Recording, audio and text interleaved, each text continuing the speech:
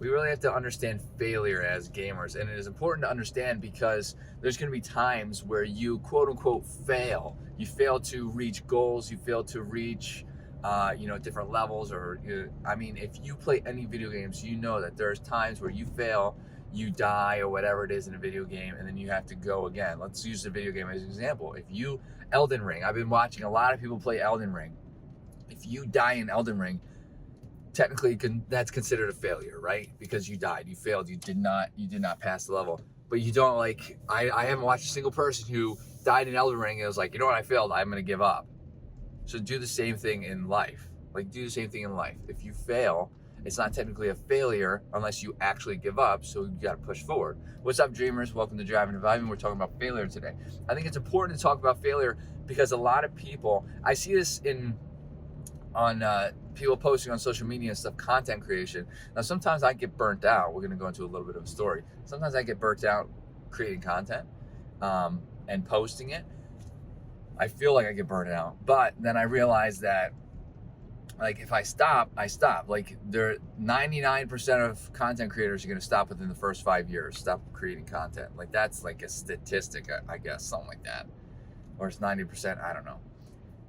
And you think about it, and it's like, why are they doing that? And it's because they're not really getting traction, and maybe it's because they're not really enjoying it. There's a lot of reasons, but a lot of people think it's because their content's failing, even though it's not even gotten started, basically. And it's like the same thing applies for video games. Like, if you play your video game and you reach a level, like right before the level you want to reach. Let's talk competitive sports, esports. Like, let's say you make it semi-pro, but you want to make it pro, and you play semi-pro, and you just feel like you're stuck there. And then you're like, well, I'm not gonna make it any further. I'm gonna stop, even though that's a dream of mine. I've just lost my train of thought. I'm not really sure why. Anyway, it's not failure unless you make it a failure, right? So it's not really failure, it's learning experiences. So if you don't beat that boss in Elden Ring, unless you stop completely and you just never play the game again, it's not a failure. You probably know exactly, like, oh, I learned something about that boss that I'm playing and why I died and why I didn't pass that level this time, and I'll do it different next time. The same applies for life and your health and wellness journey. And that's the premise of this video, is that your health and wellness journey is not going to be a linear, easy to follow path, right? Nothing in life is, or else life will kind of be boring. Like, if everything was that simple, I mean, realistically, life would be pretty boring, right? I mean, come on. So you have to understand that failure is only failure. Like, if you're looking at it, and I try stuff all the time to try to stop eating sweets. I have a heavy sweet tooth. I always have. I love chocolate. I love cake. I love, like, brownies, anything chocolate, really.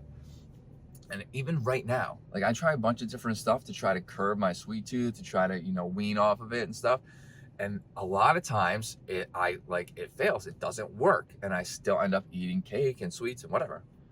But I'm not giving up, right? Like, I'm learning that this isn't working, this isn't working. I'm not just saying, whatever, I'm a sweet tooth head forever. Like, that's not happening, right?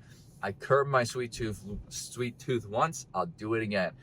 Failure is only failure if you do not, like, continue your journey. Failure is only failure if you make it a failure, okay? We need to make that a thing, okay? If you have anything to add, let me know in the comments. If you like what you heard, I know you can't see me anymore, I'm in a garage. If you like what you heard, hit that like button, helps out the channel. Hit that subscribe button for more content like this. And I hope to see everybody in the next video. Also, I'm going to add a super secret word, and we're going to use the number 80, spelled out, EIGHTY. Super secret word. Okay. Thanks for joining me on this episode, and later, Dreamers.